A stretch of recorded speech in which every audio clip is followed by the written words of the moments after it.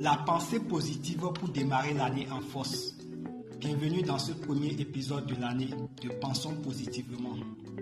Alors comment ça va? Vous avez survécu à la fête de fin d'année, hein?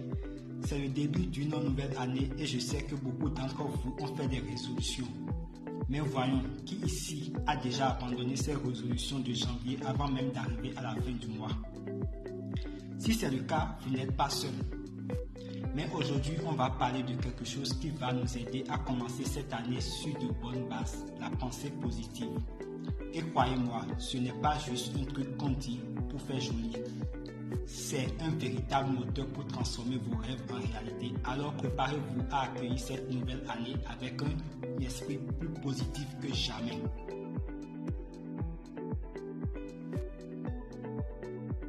Alors pourquoi commencer l'année avec une attitude positive? Vous me direz. Eh bien, on a tous entendu cette phrase, ce que tu penses, tu deviens. Si tu te dis que cette année sera mauvaise, attention, tu vas attirer tout ce qui peut aller mal. Mais sérieusement, la pensée positive, c'est comme mettre du carburant dans ta voiture.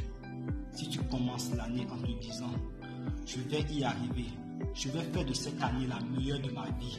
Tu mets tout en place pour que ça fonctionne. Prenons l'exemple d'un match de football.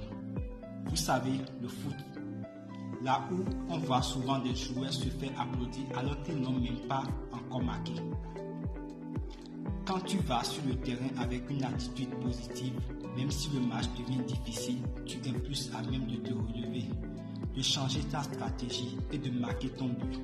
La même chose s'applique à ta vie cette année. Commence avec confiance et même les obstacles ne seront que des opportunités pour briller.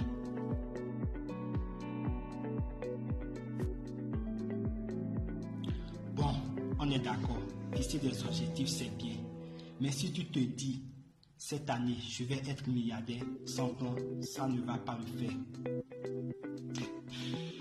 La pensée positive ne veut pas dire que tu vas juste t'asseoir sous un arbre et attendre que les solutions tombent du ciel, comme une pluie de billets de banque. Non, il faut être réaliste, mais aussi ambitieux.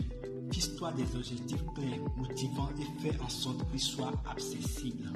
Par exemple, cette année, je vais améliorer ma santé en faisant du sport 3 fois par semaine. C'est un objectif simple, atteignable et qui te permettra de te sentir bien dans ton corps et dans ta tête. Et une fois que tu atteins un objectif, célèbre-le. C'est pas obligé d'être un grand festin, mais une petite danse de victoire. Ça peut faire du bien, non?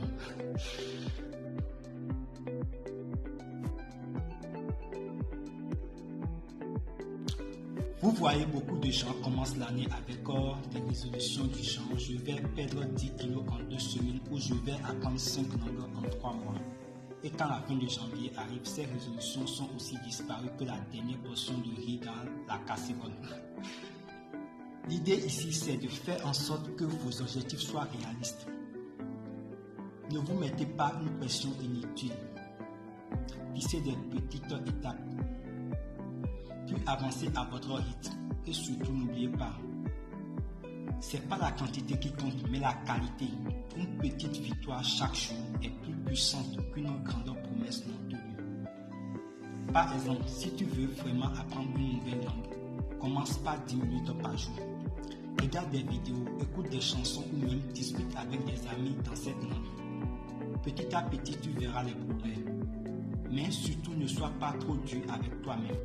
Si tu oublies un jour, c'est pas la fin du monde. Rappelle-toi que tu es humain, pas un robot.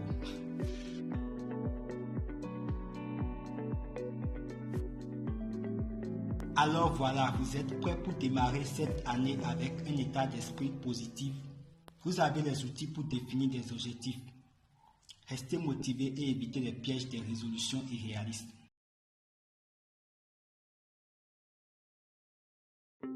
Cette semaine, prenez un moment pour écrire un objectif simple et atteignable pour ce mois-ci. Qu'il s'agisse de mieux manger, de lire un livre ou de faire du sport, mettez-le en priorité et attaquez-le avec énergie et confiance. Je suis sûr que vous allez y arriver. Merci d'avoir été avec moi dans cet épisode. Si vous avez aimé, pensez à liker, partager et à me dire vos objectifs pour l'année. On se retrouve la semaine prochaine pour un nouvel épisode. À très bientôt.